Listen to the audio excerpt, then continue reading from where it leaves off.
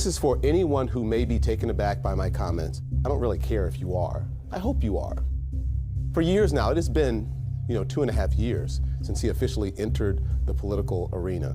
Donald Trump, congratulations. You have made this country a land where sleaze is not just the language of politics, but the political environment itself.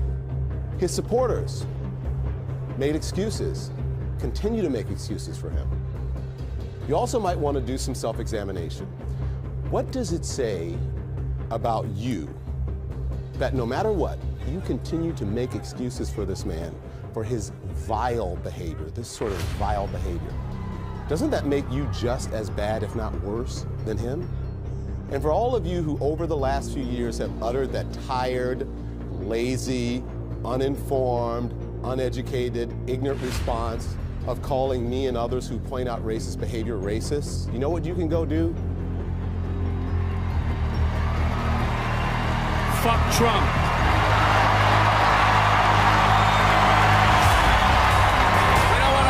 From you. Get the fuck away from us. We don't want to fucking hear from you. We got nothing to fucking say to you. Get the fuck away from our Get out of his face. We don't want anything to do with you. You're a fucking spash. It's fucking over. The discourse is over. We have argued, we have pondered.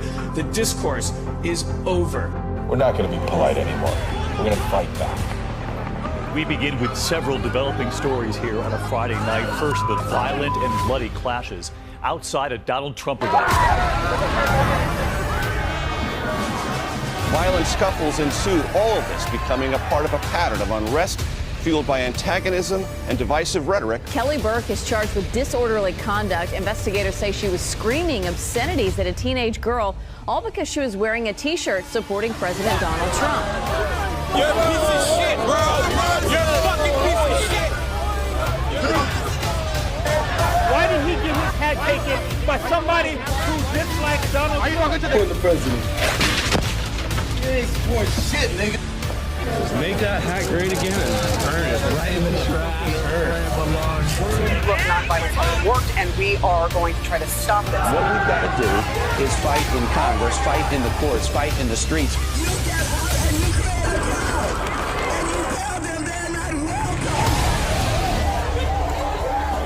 Donald Trump's campaign is surrounded by controversy this morning after a weekend of chaos and violence. It is a result of the culture of Trump supporters. We need a revolution. Are you suggesting that the entire Trump vote was racist and by racists? I think, yes. I'm not going to. That's a Nazi? I'm not a Nazi. Oh, what are you doing, man? The people of color who are attacked by their fellow citizens who feel emboldened to be publicly racist. Because the president is. His supporters, what does it say about you? A terrifying night of violence as Donald Trump supporters were attacked by an angry mob waiting for them outside a Trump rally. This guy sucker punched him in the back of the head. You also might want to do some self-examination. Another fist fight's about to break out right now. Trump supporter is getting pummeled right now. One Trump supporter got knocked around when a fight broke out. A homeless woman confronted as she showed her support for Donald Trump and his star on the Hollywood Walk of Fame. You continue to make excuses for this man, for his vile behavior. Doesn't that make you just as bad, if not worse? The protesters shaking cars, breaking taillights. The mob even followed the Trump supporters to their cars.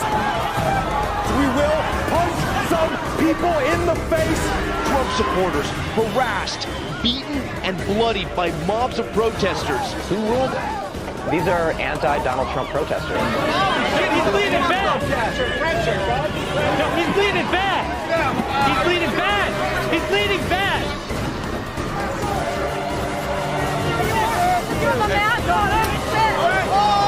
Man viciously beaten, all because he voted for Donald Trump. Oh shit, he's bleeding. Yo. Bleeding hard.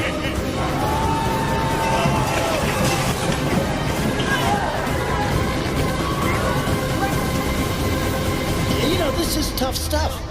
We're fighting a war. No Trump, no wall, no USA at all. No Trump, no wall, no USA at all. No Trump, no wall.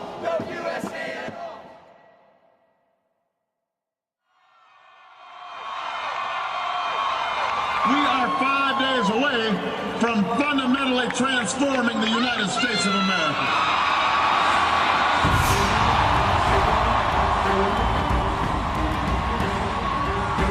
Barack Obama had tried to fundamentally transform our country. And I didn't understand yet how far our country had gone, how much Obama had given away our nation.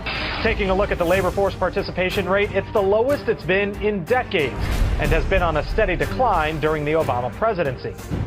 Where the country was before Trump got into this race was it was a dismal economy. We're still living on the Obama economy, and we're in the worst shape we've been at in the entire post-World War II period. Unemployment was high, people were downtrodden, people were disappointed, and we became the laughing stock of the foreign policy world because we had an American president who was an apologist for leading the greatest country in the world. And what we saw was this president go overseas and start bowing to foreign leaders and being apologetic for having the greatest superpower the world has ever seen. What we needed was not a litigator, we needed a fighter. We needed someone that understood this is a cultural war, that the left wants to undo our country. They want to take down America. No Trump, no wall, no USA at all.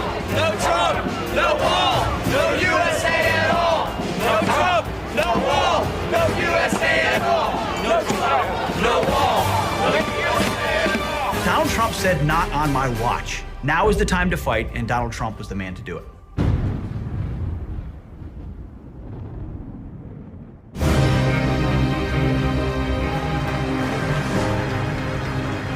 We don't have victories anymore. We used to have victories, but we don't have them. When was the last time anybody saw us beating China? When did we beat Japan at anything? When do we beat Mexico at the border? They're laughing at us, at our stupidity. The U.S. has become a dumping ground for everybody else's problems. The world right now is like, whites are black, Trump's running for president, like, does gravity still work? You're not going to be president, all right? Folks, Donald Trump is not a serious person. That he might be leading the Republican ticket next. I know you don't believe that, but I want to go on. Let's not mince words. Donald Trump is a bigot and a racist. I'm sorry, he's a racist. He's a belligerent, loudmouth racist. There is zero chance we'll be seeing you being sworn in on the Capitol steps with your hand on a giant golden Bible.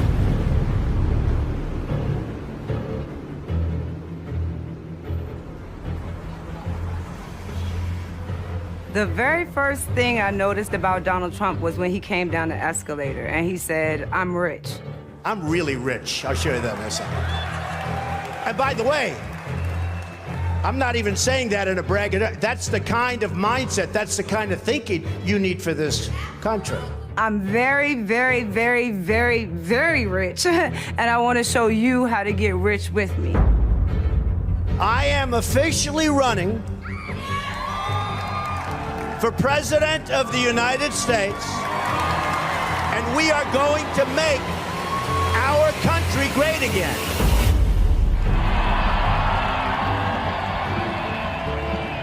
So this began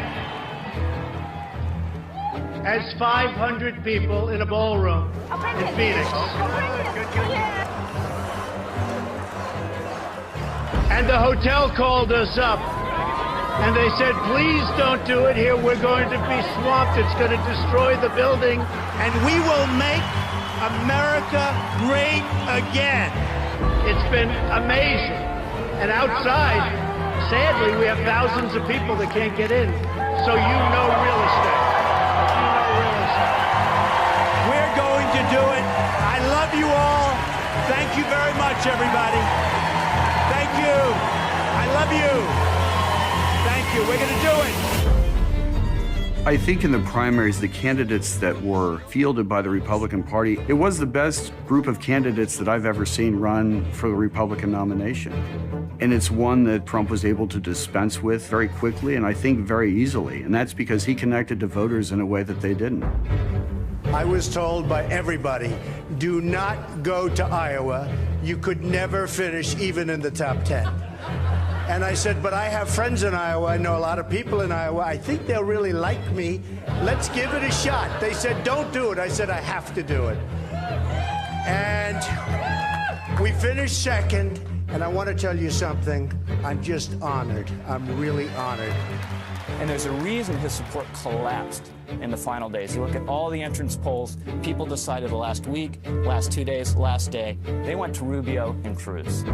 Donald Trump is the here today, gone tomorrow candidate for president. Fox News can now project that Donald Trump will win the Republican presidential primary. Because as entertaining as Donald Trump is a liar. And which Republican candidate has the best chance of winning the general election? Of the declared ones, right now, Donald Trump. Donald Trump, the billionaire real estate magnate, will win the South Carolina Republican primary. There's not going to be a President Donald Trump. CBS News is projecting that Donald Trump is the winner in the state of Florida. So here you have two sides within the same party battling over who's going to be right when this is all over. Your words were, among Hispanics generally, Trump polls only slightly better than cancer. Well, I mean, at least it's slightly better, right? Trump claimed big wins in the South, a 22-point margin in Alabama, 14-point victories in Tennessee and Georgia, with tighter wins in Arkansas and Virginia. The RNC has booted National Review from co-sponsoring the Republican debate next month. This after the conservative magazine assembled a group of prominent pundits with a single goal: stopping Donald Trump. Donald Trump will never be elected president of the United States. He is not a typical politician. Fans were flooding Trump events, turning out in record numbers. People there were groupies. They would go to 7, 10, 15, 30 rallies. They'd travel around the country to see him. They would wait in line for 8, 9, 10 hours in the rain, in the snow. This evening, his last opponent dropped out. Trump is the Republican Party's presumptive nominee for president. Donald Trump is, in fact, the party's presumptive nominee. And I could not be more proud tonight to present to you and to all of America my father and our next president, Donald J. Trump. Our convention occurs at a moment of crisis for our nation. The attacks on our police and the terrorism of our cities threaten our very way of life. Any politician who does not grasp this danger is not fit to lead our country. The crime and violence that today afflicts our nation will soon, and I mean very soon, come to an end. Beginning on January 20th of 2017, safety will be restored. What about our economy? Again, I will tell you the plain facts that have been edited out of your nightly news and your morning newspaper. Nearly 4 in 10 African American children are living in poverty, while 58% of African American youth are now not employed. 2 million more Latinos are in poverty today than when President Obama took his oath of office less than 8 years ago. Another 14 million people have left the workforce entirely. The most important difference between our plan and that of our opponent is that our plan will put America first. Americanism, not globalism, will be our credo.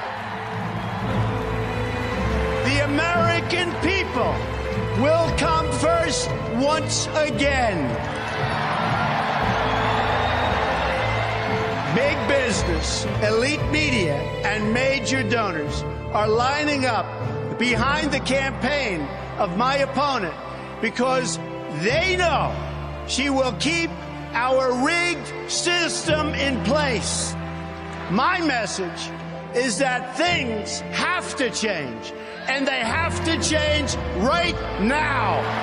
Every day, I wake up determined to deliver a better life for the people all across this nation that have been ignored, neglected, and abandoned. I have visited the laid-off factory workers and the communities crushed by our horrible and unfair trade deals. These are the forgotten men and women of our country, and they are forgotten, but they're not going to be forgotten long.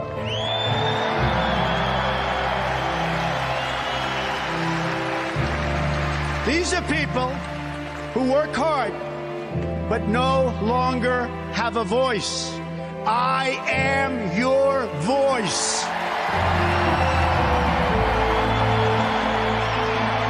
Unlike the massive crowd at the Trump rally, only 600 people showed up for Hillary Clinton's rally last night in Iowa. I knew things were changing because I would see the rallies in Ohio and Michigan and Pennsylvania. It's supposed to be a blue wall. I thought Donald Trump was one of the first politicians in a while who looked at voters and saw them as real people in concrete situations, people with real everyday problems, and who saw them as his fellow Americans. He kind of looked at them as part of a national family. That's Donald Trump reminding the people of where it used to be a better country, where we had manufacturing, where guys who worked in steel mills and coal plants were heroes of our country. And now under the Obama years, those jobs were decimated, and he promised to bring those manufacturing jobs back because middle America had been left behind. Today, on a very complicated and very difficult subject, you will get the truth. The fundamental problem with the immigration system in our country is that it serves the needs of wealthy donors, political activists, and powerful politicians. Let me tell you who it does not serve. It does not serve you, the American people. Doesn't serve you. Illegal immigration costs our country more than $113 billion a year. Most illegal immigrants are lower-skilled workers with less education who compete directly against vulnerable American workers. Only the out-of-touch media elites think the biggest problem facing American society today is that there are 11 million illegal immigrants who don't have legal status. To all the politicians, donors, and special interests, hear these words from me and all of you today. There is only one core issue in the immigration debate, and that issue is the well-being of the American people. Build the wall. Build the wall. They will.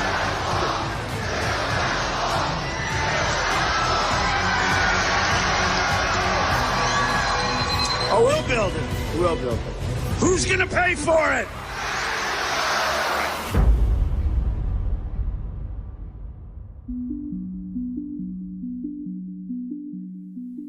You can put half of Trump supporters into what I call the basket of deplorables. Right? The racist, sexist, homophobic, xenophobic, Islamophobic, you name it. When Hillary Clinton called our voters and our supporters deplorable, I think it helped change the dynamics of the entire race. So what does she get out of criticizing a quarter of the country, presumably some of whom she'd love to have vote for her? We have the support of cops and soldiers, carpenters and welders, the young and the old, and millions of working-class families who just want a better future and a good job. These were the people Hillary Clinton so viciously demonized. These were among the countless Americans that Hillary Clinton called deplorable. What Hillary Clinton has done here is she's created a community. Our next guests are Trump supporters who are embracing the deplorable label. We wanted to show everybody that we're not deplorable, we're normal middle-class women. We don't win, we lose. We are going to start winning again. We're going to win with everything. We're going to win so much. You are going to get so sick and tired of winning. I say this kiddingly, but I love saying it. You are going to get so tired of winning.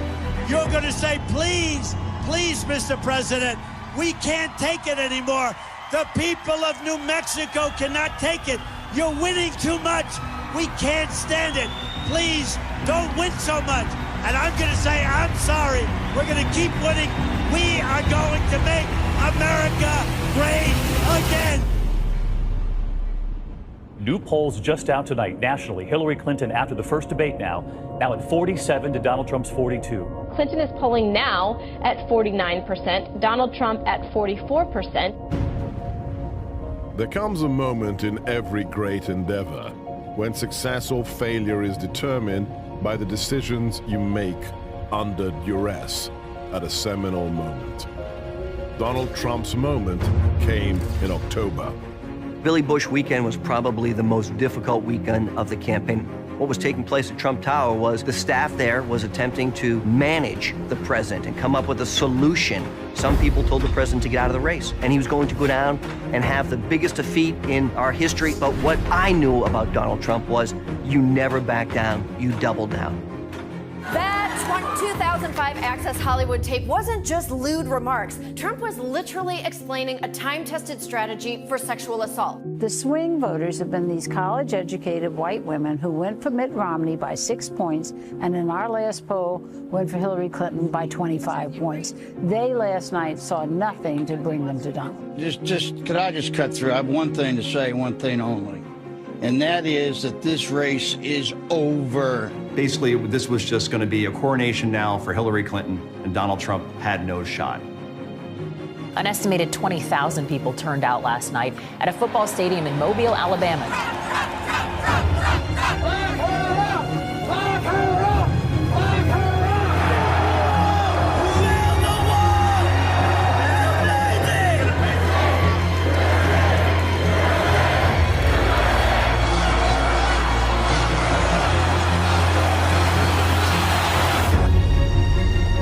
NBC News Survey Monkey poll is out today. It puts Hillary Clinton up by 10 points over Donald Trump. The first exit polls come out, and the margin is so bad that there's basically not enough votes left to go and make it up. We're going to lose everything. And in CNN, you can feel the jubilation that the reporters are having. You know what we haven't had in a presidential election in a long time? A real landslide. And I don't want to oversell this here, but at least right now, in this moment, we're seeing an interesting possibility in this presidential race. It was funny because when I saw Florida come in and they refused to call it for Donald Trump, I knew at that moment that CNN didn't want to call it because it would be the end of it all. The result of the election hasn't been officially declared yet, so go ahead. I knew at that moment that the president had won. I did not think the swamp could be beaten. I did not think that the Hillary Clinton machine could be beaten. I did not think that Donald Trump would beat them. The biggest surprise of the night. But if I had to say secondary to that, it would definitely be the response of all the pundits and the pollsters as they saw their whole brand just melt around them when they were proven 100% false on everything that they have been saying for the last 6 months. And all of a sudden, by 10:30 at night, I know Trump's going to be the president-elect of the United States. And I've got to go back on CNN, and it was an amazing feeling. You've won, so act like you've won. I think Donald Trump is going to go on tonight. I think he's waiting for Hillary Clinton to call him and concede this race. And then he's going to make a very gracious speech which says, I want to be the president for the entire United States. I want to bring everyone together. I don't think it's outrageous for him to wait. No candidate in modern American politics has ever run a wire-to-wire first-place campaign. We went in first place, and we never looked back. We are going to make this decision now. The Fox News decision desk has called Pennsylvania for Donald Trump. This means that Donald Trump will be the 45th president of the United States.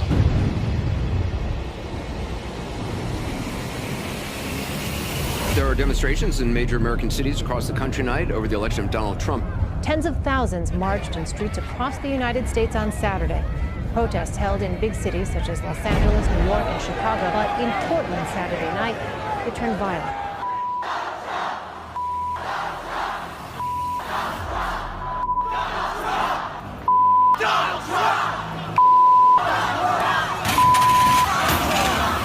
People filling the streets in America's cities, protesting President-elect Donald Trump. Crowds set fires, blocked freeways, and gathered at Trump's buildings all across the country. You're awake, by the way. You're not having a terrible, terrible dream. Also, you're not dead and you haven't gone to hell. This is your life now. This is our election now. This is us. This is our country. It's real.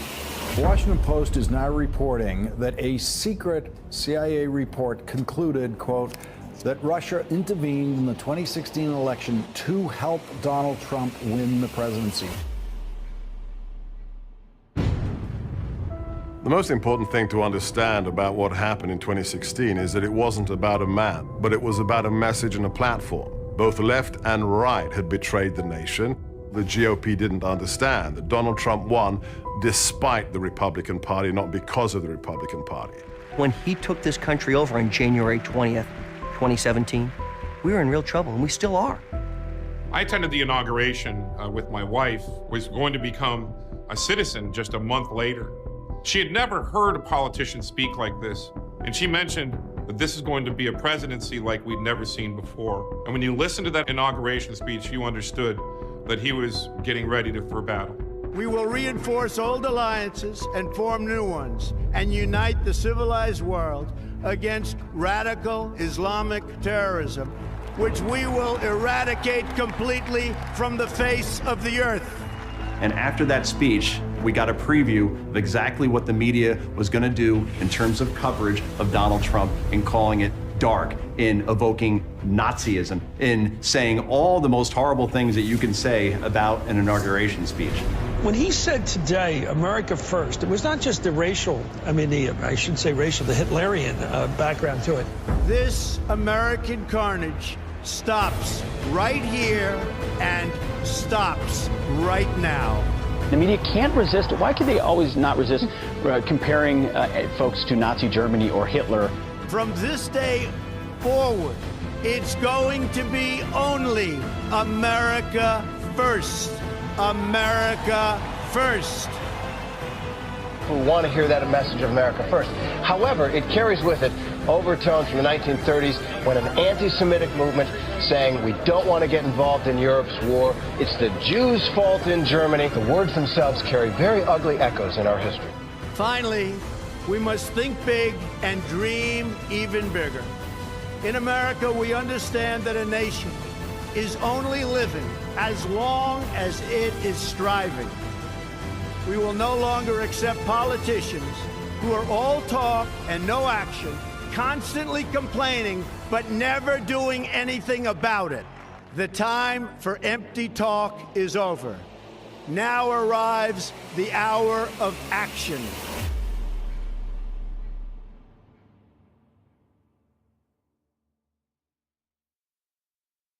President Trump signing executive orders in his first few days in office. Just moments ago in the Oval Office, as he did sign two executive orders, one to officially ease the burden on Obamacare. American worker hiring freeze except the military. What does that mean, Mark?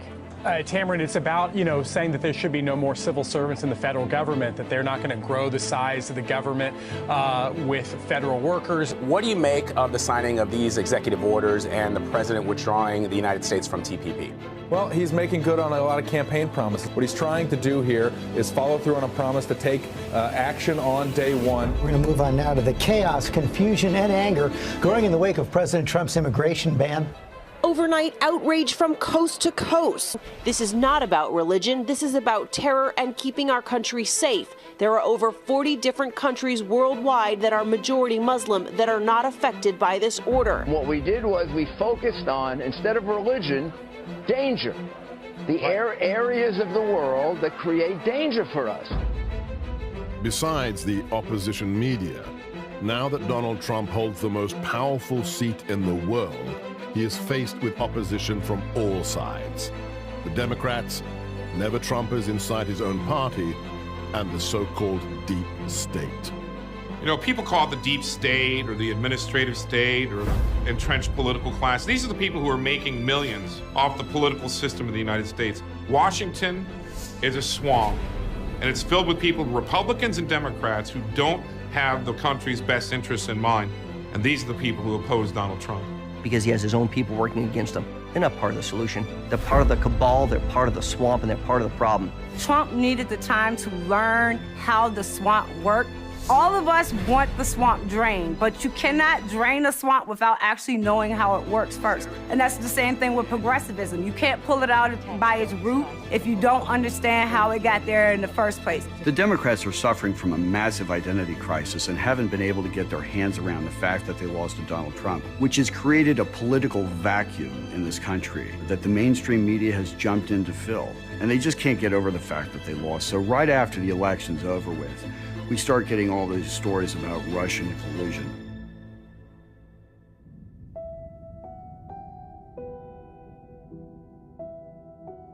We can't really see anything of collusion. We are at a point where many people in the American public see this investigation for what it is, a way to take down a president, and if it isn't collusion, they'll pivot to something else that has nothing to do with collusion. And the blind partisans, and particularly people in the media, will just run with that narrative. They have phony witch hunts going against me.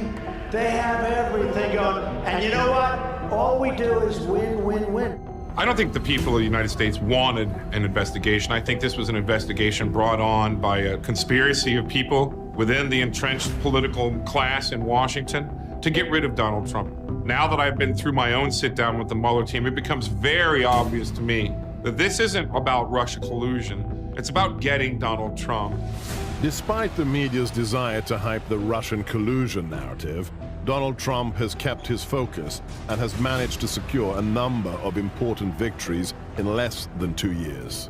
If you look at what this president has been able to achieve in the first year, historic tax cut, the repatriation of money sitting overseas, African-American unemployment, Hispanic unemployment, record lows because of what this president's policies are. He stayed laser focused on the things he said he would do, on the tough calls, on the Paris Climate Accord, on the Iran deal, on moving the embassy from Tel Aviv to Jerusalem, on staring down the trade agreements that have been terrible for our country, on crushing ISIS.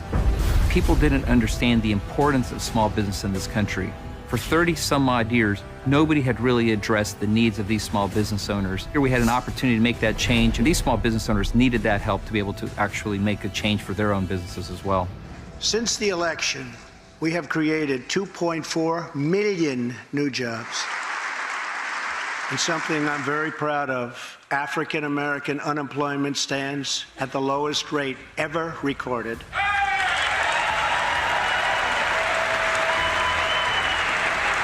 Unemployment for Hispanics hit an all-time record low in June, and new polls showing that Trump's approval rating among Hispanics rising rapidly.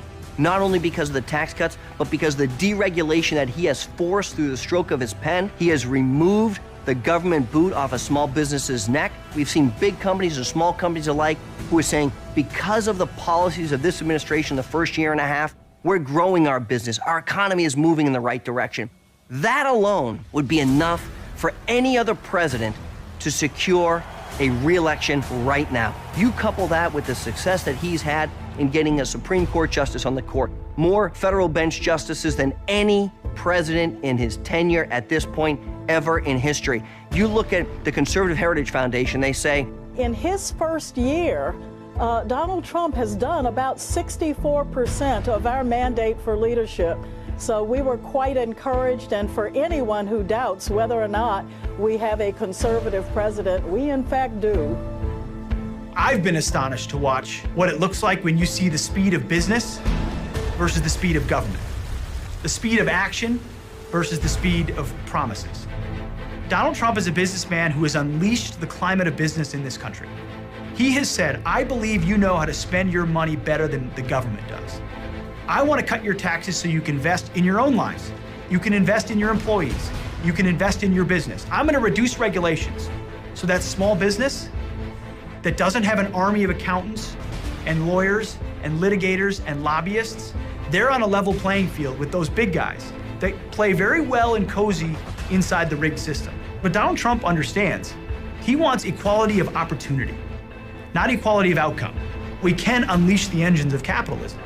He has unleashed the miracle of free market economics because as a businessman, he understands that that's how you unleash the promise of America.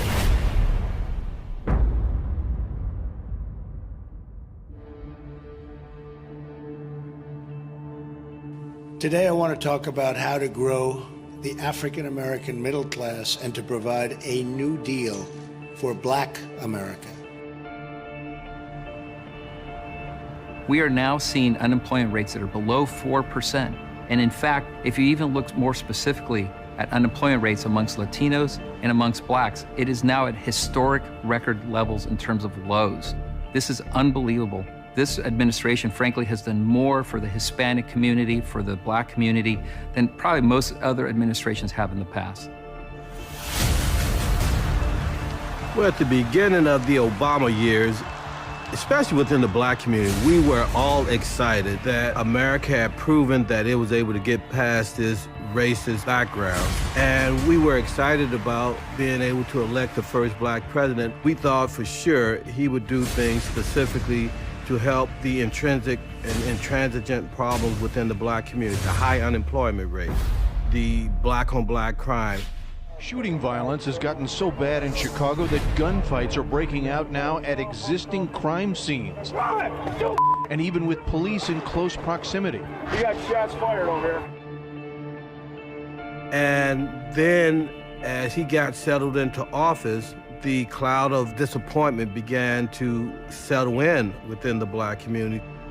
Members of the Black Caucus could not get a meeting with the first black president, never addressed the black unemployment rate, and that's when the bottom fell out of our support for President Obama. And one of the things, though, unfortunately, under the Obama administration, truly people believed that the American dream was dead. What the black community is looking for is a reason to change their habits. And I think that's part of the reason that President Donald Trump came onto the scene. Entrepreneurship. That's the bedrock, that's the gateway drug into the black community, is through our entrepreneurs. And if we make sure we have a vibrant entrepreneurship class within the black community, that's going to go a long ways to solving a lot of the turmoil you see in the inner cities, number one. Then number two, education. Because if you have a good education and you're optimistic and hopeful, now you go to school, get education, whether it's college or vocational, then you have a flourishing entrepreneurs class that has a job waiting for you. They need you because their businesses are growing so fast. But now what we're hearing again, that optimism is sky high. People are investing back in their businesses because they believe that the American dream now is achievable once again. That deal is grounded in 3 promises: safe communities, great education, and high-paying jobs. And the moment you reach out to them and you start taking them seriously as businessmen, you're gonna see actual conservatism come into the picture, actual ideas come into the picture. I will also propose tax holidays for inner-city investment, a new tax incentive to get foreign companies to relocate in blighted American neighborhoods, and they will do that. It will be worthwhile. It's called incentive. They will do it. Uprooting progressivism and getting it out of our country so we're not on the brink of democratic socialism.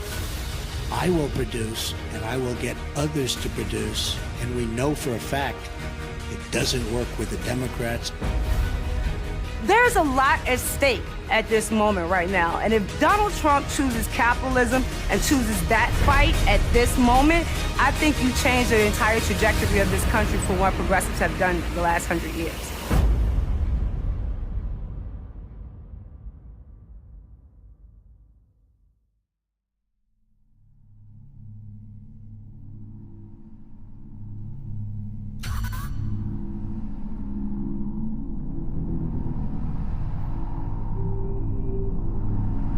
They want to kill not only our civilians, all over the world.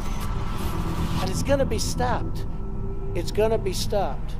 Somebody criticized me the other day because they asked me what I'd do, and I said, I'm going to bomb the shit out of them. It's true. I don't care. I don't care.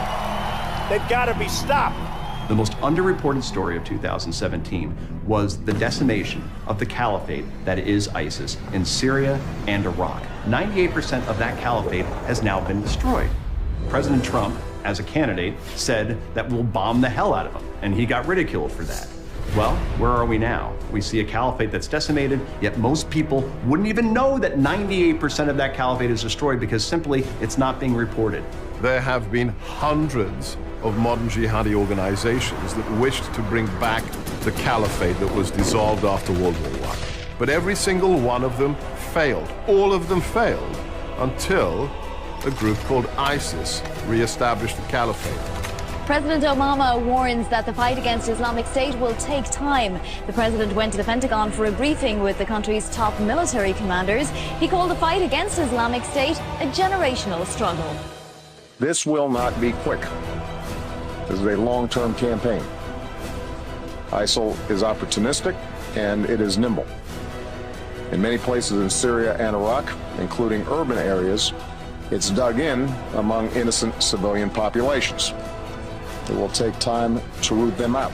Meaning your children, my grandchildren, would have to fight these jihadis decades from now. Donald J. Trump and his administration, with the focus on the physical caliphate, compressed Obama's generational war into the span of 4 months until the caliphate was no more. We've made tremendous strides, obviously, in Syria with ISIS. We've taken back virtually all of the caliphate, all of the land. Same thing in Iraq, and we're making tremendous strides. It's sort of the unwritten story right now. President Trump praising the news that ISIS has lost 98% of the territory it once held, with half of those victories coming since he took office. Just last year, ISIS controlled an area in Iraq and Syria the size of Ohio. Look at that on the map. Take a good look at it. And now we're going to show you what exists today. This is the remaining strongholds that are there, a small area along the border. So, big accomplishment. I'll never forget seeing the black flag of ISIS fly over Fallujah, Ramadi, Samarra, other towns that Americans had fought to liberate. And when we saw that, the images were jarring, but the response was infantile. Barack Obama called them the JV team. In January, President Obama told the New Yorker magazine's David Remnick that ISIS, which was then still considered a part of al-Qaeda fighting in Syria, was like a JV basketball team. We're not here to play games. We're not here to build schools. We're not here to hand out soccer balls. We're here to put a rifle round between the eyes of ISIS, to drop a Moab on their face and make sure they never come back to this earth. And here we are now, and the ISIS caliphate has been destroyed. That's the kind of leadership I want, is a commander-in-chief laser-focused on destroying the enemy. Where are the front page headlines? Where are the deep dive stories about the lives that were saved? Where's the talk of the courage of Iraqis, of Kurds, of Syrians, of Americans, putting their life on the line so that ISIS dirtbags can be put into the dirt? Of course, those stories aren't told, because those stories would amplify the success of a commander-in-chief that this media hates.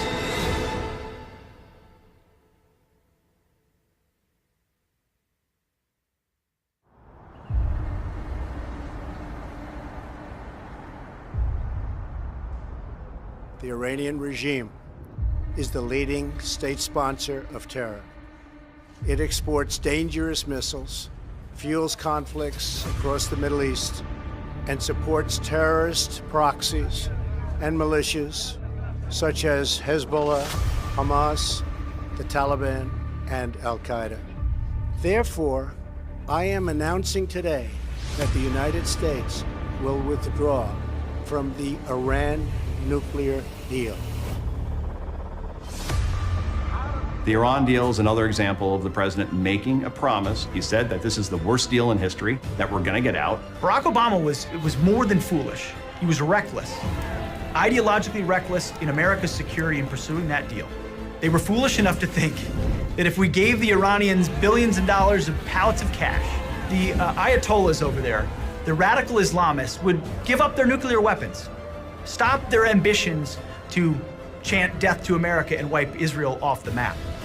Except everything we've seen since we signed that horrific deal is they've only funded their military operations more. They've only exported more Islamic terrorism in the region. They've only sought to expand their influence, undermine America, and undermine Israel in the process. And thank God, we have a president who stepped up and said, that's not a deal worth making, let alone a deal worth keeping. America will not be held hostage to nuclear blackmail. We will not allow American cities to be threatened with destruction. And we will not allow a regime that chants death to America to gain access to the most deadly weapons on earth. Today's action sends a critical message. The United States no longer makes empty threats. When I make promises, I keep them. The new provocation from North Korea, what could be the most dangerous yet? A new missile launched being called a breakthrough, a successful test of an intercontinental ballistic missile, possibly capable of reaching Alaska. North Korea's official statement celebrating the launch, promising to root out what they see as the U.S. threat. If you remember August of 2017, we were on the verge of World War III. North Korea was lobbing missiles over Japan, was threatening Guam, had nuclear capabilities, and the president said that Kim Jong-un and the North Korean people will be met with a fire and fury like the world has never seen. The United States has great strength and patience, but if it is forced to defend itself or its allies, we will have no choice but to totally destroy North Korea. The media was apocalyptic, said you can't speak to North Korean leaders like that. You can't use that sort of language. You're going to get us into a war. And instead, it was a language, it turns out, that Kim Jong-un actually understood. And he began to acquiesce, and he began to stop testing missiles. North Korea will not find security and respect through threats and illegal weapons. We will work with our friends and allies to stand up to this behavior, and we will redouble our efforts toward a more robust international non-proliferation regime that all countries have responsibilities to meet. They accelerated toward a nuclear bomb under the Obama administration because they saw it as their opportunity. Ironically, that's the number one issue Barack Obama said he was handing to Donald Trump to solve on the world stage. And what has President Trump done? He's forged a path to solve it. But he didn't play by the consensus games of Washington, D.C. Never once did intelligentsia crowd say, you know what you should do? You should tell Kim Jong-un fire and fury is coming his way. You should tell Kim Jong-un he's going to get a bloody nose if he tries it again. You should ramp up troop deployments, ramp up military exercises, maximize the pressure, utilize China to put pressure on North Korea. And here we are. We're getting actual action on the Korean Peninsula. And now we have all sides talking, and people are talking about Donald Trump, of all people, winning a Nobel Peace Prize. Republican Congressman Luke Messer launching an effort to nominate President Trump for a Nobel Peace Prize. That could end up being his legacy. That could end up being his biggest accomplishment as president if he is actually able to denuclearize the Korean Peninsula.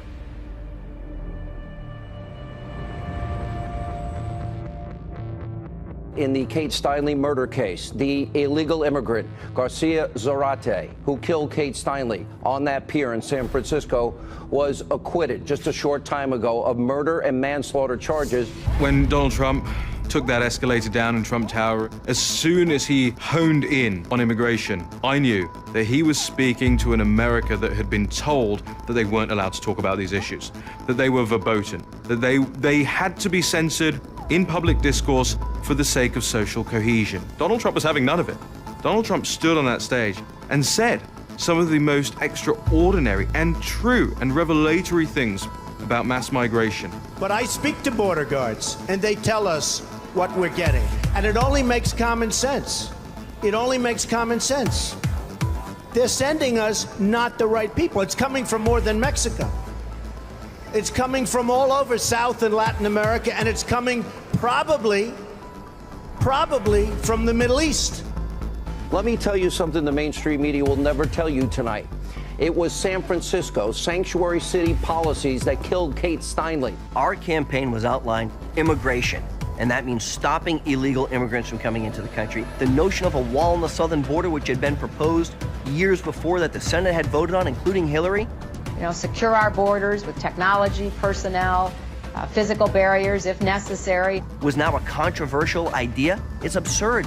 When we went out to the American people and the president started talking about bringing our jobs back, under the Obama years, those jobs were decimated, and he promised to bring those manufacturing jobs back because middle America had been left behind.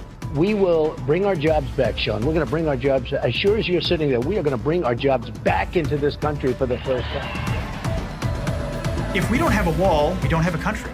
And if you don't have a border, you will have a perpetual problem exploited by the worst of the worst, by MS-13, by drug runners, by sex traffickers, by violent gangs. All of these groups who have created problems across our country that then left-wing politicians give sanctuary to. Reaffirming its reputation as the sanctuary city of all sanctuary cities, San Francisco is doubling down on its defiance of federal immigration law. To me, the border wall is as close to an immigration litmus test as there exists. Find me a politician and ask them what they think about the border wall. And if they say, well, maybe we need it, maybe we don't, they still don't get the idea of immigration today.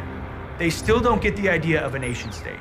They still don't understand how central it is to the future of our country. People who really don't believe America should have borders, people who see immigration as simply a factor of production, who see immigrants as future Social Security taxpayers and nothing else, people who don't send their kids to public schools where 14 or 17 languages have to be taught, and the Latin kings are battling it out with MS-13 over the turf and driving out African Americans whose ancestors have been there for 100 years. America has never been a race, a gender, a social class. It is a set of ideas that we have perpetuated, but it starts with the rule of law. Without the rule of law, everything else falls apart. Without the rule of law starting on our border, we don't have a country. When I talk with a lot of my friends in the Congressional Black Caucus privately, I chastise them. How can you be black and you're supporting amnesty for those in the country illegally, when then at the same time you complain about the high unemployment rate in the black community? So your solution is to bring in cheap labor? Really? The black folks I talk to do not support amnesty for illegal. Even most of the black liberal Democratic staffers I know and talk to, privately, they don't agree with it, but they are terrified to go public and say they disagree with it. Why pay an American engineer $150,000 a year when you can import them and pay them $80,000 a year? We need to get back to putting Americans first and not worry about trying to be president of the world, which we had 8 years of that. Now we have a president that's singularly focused on, if it's good for America, then it's good for the world. That's a total paradigm shift. What President Trump is doing with this issue of illegal immigration is resonating in the black community. What we have to do is do a better job of giving these people a microphone to talk about how they feel about that issue.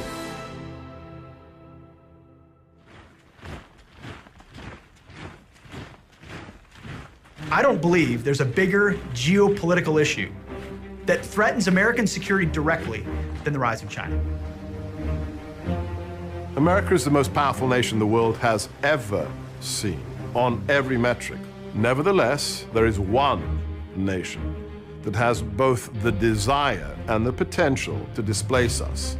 They see their culture as better than anybody else's, and they see the last 100 years as an anomaly, as a humiliation by the West. What we have today is a modern-day economic superpower. The Chinese today are becoming more communist. They're becoming more oppressive at home. They're becoming more expansionist internationally. China's goal is to diminish the United States at all costs because China's rise and ultimately China's world domination is to make sure that the United States is defeated. And they're doing everything in their power by using information means as well as supporting America's enemies, stealing America's technology. The amounts that have been stolen by the Chinese have just been extraordinary, in the trillions of dollars of valuable U.S. technology. And they're using that technology to build up their military as well as their diplomatic, economic, and intelligence infrastructures. Once you work in the White House, once you have access to the intelligence that the most powerful intelligence community in the world can provide, you tend to see things differently. I came to realize that the only truly strategic long-term threat that America faces is, in fact, from China.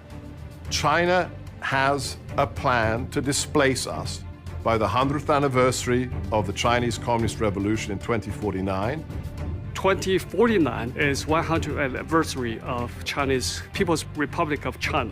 In the 2021, they want territory integrity, which means they want Taiwan, they want South China Sea. And then in 2049, they want to overtake United States. The flashpoints between the United States and China are clearly in the Pacific. The South China Sea, which sees $5 trillion in trade annually, has been militarized and literally taken over by the Chinese in a covert operation to build small islets throughout the sea and begin militarizing them with missiles. Any of these three flashpoints could erupt into a regional conflict unless the United States takes major action to push back against this Chinese hegemonism.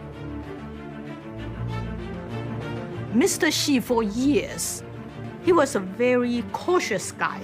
He understood how to climb up in China. To climb up in the communist ladder, you have to be harmless. People are not afraid of you. You're not in anybody's way. But when he got to power, now he's showing his true color. We see him using Mao's language. We see him raise issues like what Mao raised. Xi Jinping comes from a veteran family. Both his parents are communist high-ranking leaders. He grew up in that environment. So when he comes to power, he has a mission to defend, to restore, revive the Communist Party, make it become a stronger, glorify the Communist Party. China is definitely a totalitarian regime because it's control everything.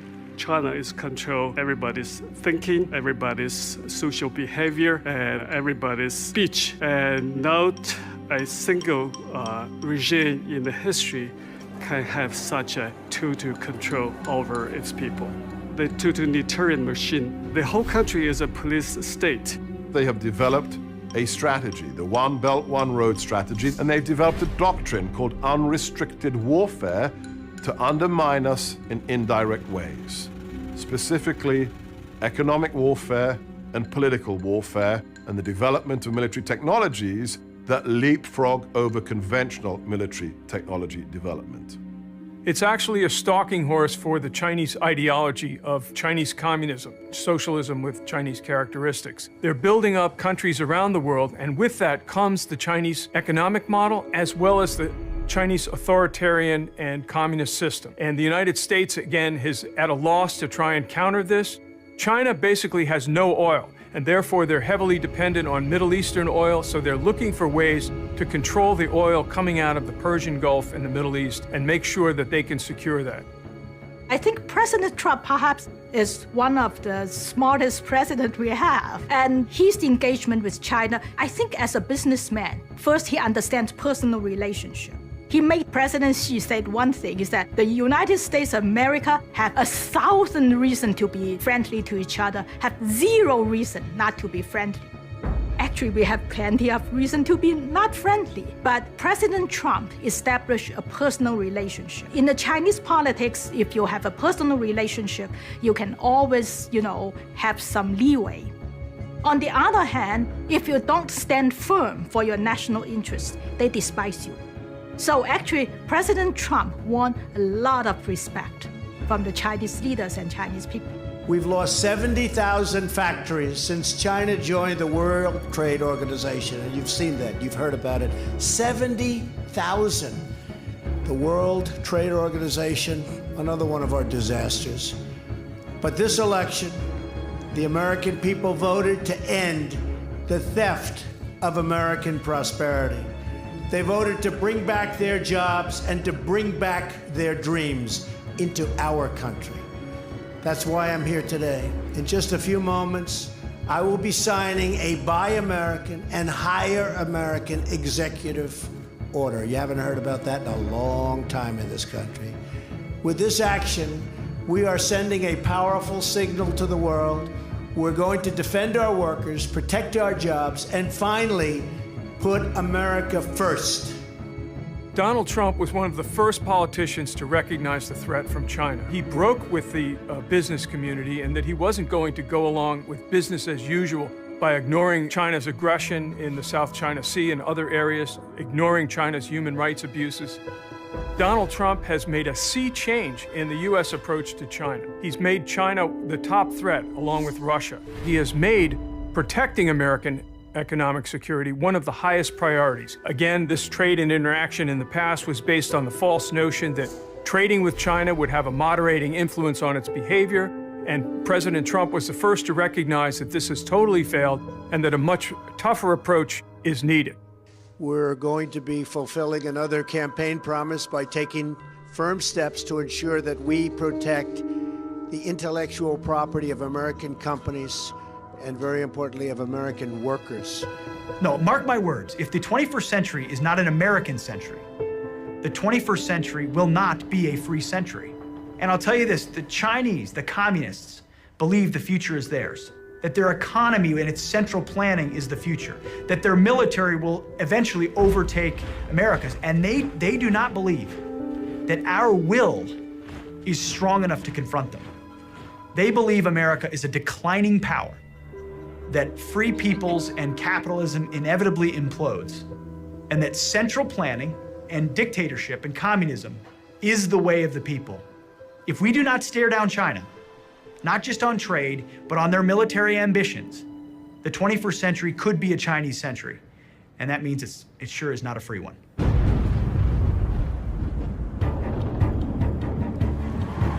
The deplorables know that they've been doing the heavy lifting for a long time. They're the guys from the small towns across America whose parents have the 9-to-5 jobs, make just enough to get them off to college, but infuse in them the values that matter the most. Love your country, be willing to fight for things greater than yourself, earn a paycheck because there's dignity in work, and raise a family that perpetuates that into the next generation that loves America. So the deplorables said, the way I give to my country is to give the way the previous generation did. In November, we have so much actually at stake, so much to lose. The Democrats, they actually are saying, vote for us and we will raise your taxes. What can you do but raise taxes? You're used to hearing the Democrats say, vote for us, we'll give you free stuff here and free stuff there. Our small business owners right now, their optimism is sky high because they believe that these are the tax cuts that they're going to be facing in the future. But I'll tell you now that we're hearing a little bit of concern now because they're asking the question, what happens if they go away? You raised the issue of taxes. Trump raised that issue. Let's talk about it. What's too high for the top personal rate? It's not about a number. That's what negotiations are all about. What rate? Yes, we are going to end these. We'll come up with that rate, but it'll be a damn lot higher than it is right now. This is Armageddon. Is 50% obviously too high? Look, there was a time in a very prosperous America where the top marginal rate was well above 50%. Previously, you'd been asked if a 90% marginal rate is certainly too high, and you said no. So how high are you willing to go? Not one Democrat voted to cut taxes. Not one. And just as I promised the American people from this podium 11 months ago, we enacted the biggest tax cuts and reforms in American history. The November 2018 elections are absolutely critical to see this president's agenda continue to move forward. This election, if it is an election about the success that our country is facing, Donald Trump wins and the Republicans keep and expand their majorities both in the Senate and the House. If this is a localized election where the Democratic candidates are running away from Nancy Pelosi and the leadership of the Democratic Party, then the Democrats are going to do very well. We have come up with a lot of solutions, but we have Democrats that don't want to approve anything because that's probably, they think, bad for the election that's coming up. What Democrats are very good at doing is they go into their districts, they campaign and say one thing, they come to Washington, D.C., and they do the exact opposite. That's what is on trial. That is what we are talking about for the November election. Donald Trump is definitely on the ballot in every race across the country.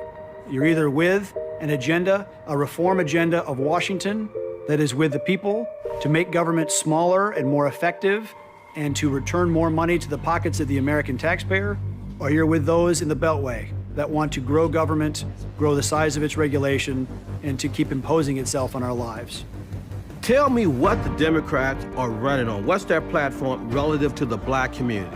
Just think about the impact of voting Democrat and having several prominent black liberals chairing major committees. If you don't think elections matter, all I say is when you wake up this morning, think of Chairman Maxine Waters chairing the Financial Services Committee. That should scare you to vote Republican right there.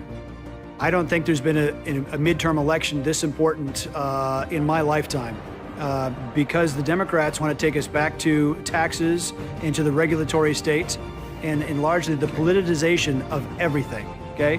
One of the reasons the economy is doing well now is because the president is getting the boot of government off the necks of business people and farmers and people that make things, grow things, and build things. And the government released its gross domestic product report for the second quarter this morning. It showed the U.S. economy grew 4.1% from April through June. That's the best showing since 2014. The Democratic Party of America have wasted the first year and a half of the Trump presidency attacking him on nonsensical issues because they think, firstly, they control the media. They think, secondly, they control the culture. And so their ideas will pervade, their ideas will filter down necessarily no matter what. They don't rule the roost. They have no answers. So they resorted to racist and xenophobe and all these other things. The Democrats have nothing to run on in November. What platform do they have? Are they going to vote on let's bring ISIS back? Let's get rid of the 5 million job bonuses that have been created by the tax reform. Shall we not build the wall? They can't run on this. The 2016 election was a peaceful political revolution, and it was historic. I have a whole list of accomplishments that the group behind me have done in terms of this administration and this Congress, but you've heard it before. We are making America great again.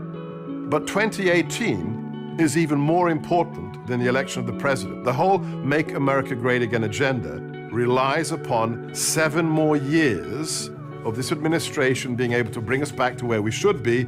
So yes, without a doubt, this election cycle is about the highest stakes possible for our nation. There is a lot at stake in November for the American public, and it really comes down to one question, which is, who do you actually best believes deserves to make the choice for you? Do you make the choice for yourself, or do you allow the government to actually make the choice for you? 2018 is another election about Donald Trump. What they want to do is shut up the deplorables. They want to shut you up because you know what? They're scared of him. They are scared of what he's done. They're scared of the economy that he's created. It scares them that our allies in the world love us and trust us more than ever because they were supposed to hate this president, according to the elite media. They are terrified of President Trump because they're terrified of you and your values. There's a new Gallup poll that shows President Trump's rating are on the rise, and 90%, in fact, of his party supports the president. That's the second highest rating in modern history for the GOP. What is glaringly obvious is that the left and the opposition party in the media, they do not have any answers against the Make America Great Again agenda. They don't have any policy solutions. They know that Trump is on the rise out there in the polls because he's doing what he was elected to do. He's delivering jobs, he's securing the border, even his foreign policy, probably the greatest foreign policy we've seen in decades. 2018, therefore, represents a vote for Donald Trump or a vote for impeachment of Donald Trump, because they cannot defeat this agenda at the ballot box. Impeach 45!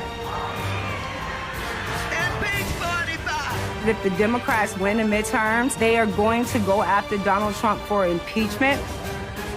The only thing they can run on is hatred and the impeachment of the president. It is a foregone conclusion that if they lose the House and the Senate, impeachment proceedings will begin almost instantly. We have some real big issues that we're going to be losing on. One is infrastructure, which was another big campaign promise. Building the wall is going to be imperiled. And depending on what happens in the Senate, the whole judicial nomination could come to a complete and grinding stop. We're going to have some Supreme Court vacancies that are going to determine the future of this country for the next 50 to 60 years. Those are critical nominations, and they need to get confirmed by the Senate when they're made. And if we lose, If the Democrats take the Senate as well, we're going to lose all those judicial nominations. And that's why we must do everything in our power to block this appointment. Let's take a page out of Mitch McConnell's book and not have a vote on this until the midterm elections. If they take the House, we will have a divided, impotent government where nothing gets accomplished. It will be ugly and horrible, even beyond the ludicrous and dishonest impeachment hearings, which manifestly corrupt Democrats will be conducting in the full light of day, with everyone knowing that it's purely a partisan exercise. I don't respect this president. I don't trust this president. He's not working in the best interest of the American people. His motives and his actions are contemptible, and I will fight every day until he is impeached. We have to keep the House, because if you listen to Maxine Waters, she goes around saying, we will impeach him. We will impeach him. Then people said, but he hasn't done anything wrong. It's time for his agenda to be enacted fully. And we need the midterm elections to stay with the Republicans for that agenda to continue. Otherwise, you're going back to more regulation, more taxes, and more state control from an Obama-Clinton approach to government. Going out in 2018 is like going out in 2016 or going out in 2020. This is a referendum as to whether or not the forgotten man will be remembered and whether or not the deplorables will still be heard. And whether or not we live in a system where a duly elected president is allowed to do his job. The president is unstoppable. What he did when he ran for president wasn't done for money and wasn't done for fame. He will never give up, but he's only one man. For the last 30 years, our nation has been covered in an ice blanket of political correctness that froze solid the media, the arts, and politics. We allowed that blanket to fall. But then, 2 years ago, along came a man, the kryptonite of political correctness. I will always put America first. And like an ice-breaking ship, he slammed into that ice and broke a pathway and freed that sea lane up. But if you understand the physics of ice breaking, when that tungsten hull rides down on that ice and breaks it free, if you don't have a flotilla of ships that comes in right behind the icebreaker, in real life what happens? The ice comes around the bow, around the hull of the ship, and then almost instantaneously re-knits itself and closes off that waterway. America must create the flotilla.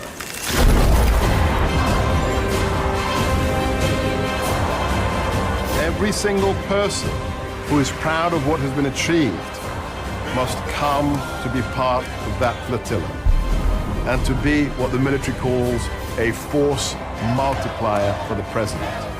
The stakes of the next election are even bigger than the one that changed the face of the nation